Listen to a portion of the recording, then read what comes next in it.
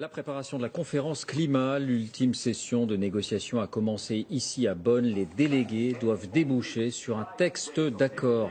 Et voilà qui nous amène à notre dossier sur l'impasse des protéines animales. L'élevage monopolise déjà les 3/4 des terres arables sur la planète. Or, la Terre comptera 2 milliards d'habitants en plus dans 30 ou 35 ans. Alors, quelle réponse, quelle solution? Eh bien, peut-être celle-ci, des omelettes sans œufs, de la viande sans viande et même du poisson sans poisson. Cela n'a plus rien de farfelu. Bill Gates et beaucoup d'autres investisseurs y croient. La filière devient rentable. Dossier réalisé par Jacques Cardoz et Régis Massini.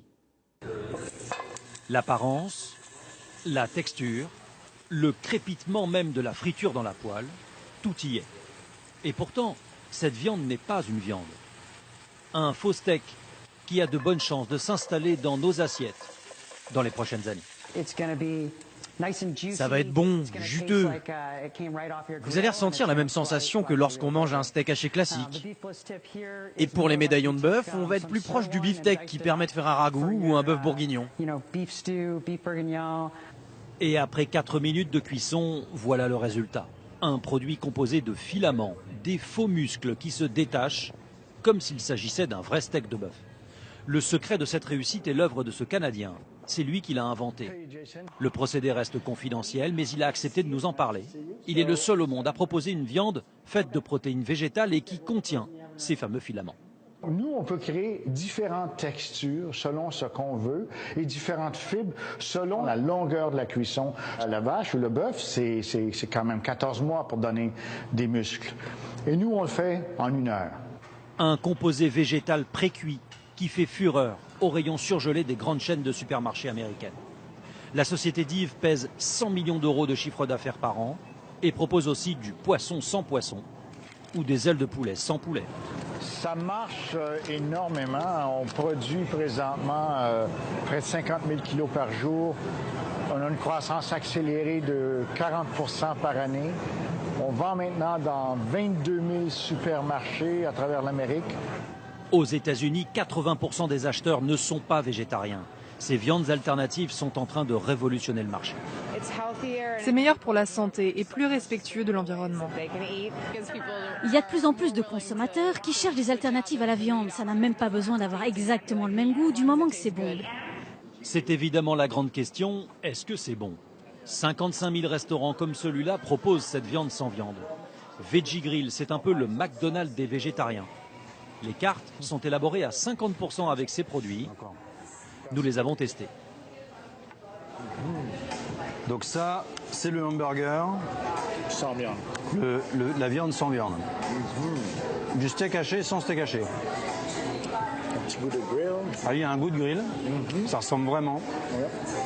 C'est assez étonnant. Et convaincant d'un point de vue gustatif, car le risque, c'est souvent l'arrière-goût. Ici, il n'y en a pas. Il y a de la consistance, on mastique, on a vraiment l'impression qu'il y a de la viande. Exactement. Ces plats vendus moins de 10 € ne contiennent ni antibiotiques, ni hormones, ni OGM. Et c'est le grand argument des défenseurs d'une cuisine alternative. Il faut changer la nourriture pour préserver la planète. Cette entreprise d'un nouveau genre est une sorte de start-up laboratoire cuisine. Ici, vous avez des scientifiques experts en biochimie, des scientifiques culinaires, des conseillers en goût qui viennent des meilleurs restaurants. Hampton Creek est à mi-chemin entre la composition chimique et la cuisine moléculaire. Dans ces laboratoires, on a déjà créé une mayonnaise sans protéines animales, ainsi que des cookies. Et bientôt, ces cuistots du futur vont commercialiser cette omelette sans œufs de poule, faite uniquement à base d'une protéine végétale extraite d'une plante. Un acte militant pour préserver la planète. Le problème avec les œufs de poule, c'est que ça a été perverti par le système industriel qui utilise beaucoup trop d'eau et beaucoup trop de terre. Et ça, ce n'est pas bon pour la planète. Donc nous, on a réfléchi et on a trouvé une plante qui donne des résultats encore meilleurs que l'œuf. Le goût, la texture, avec un prix raisonnable. Et en plus, c'est bénéfique pour tout le monde.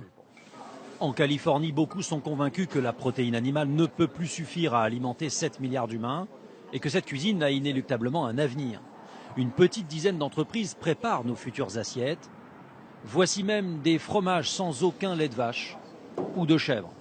La base, c'est de la noix de cajou. Aucune protéine n'est ajoutée. La noix est chauffée pour obtenir une pâte qui est fermentée. Comme un fromage classique, c'est la technique française qui a été copiée. Les Français sont les meilleurs, mais un jour, on va vous battre. En revanche, la France a quand même une petite longueur d'avance.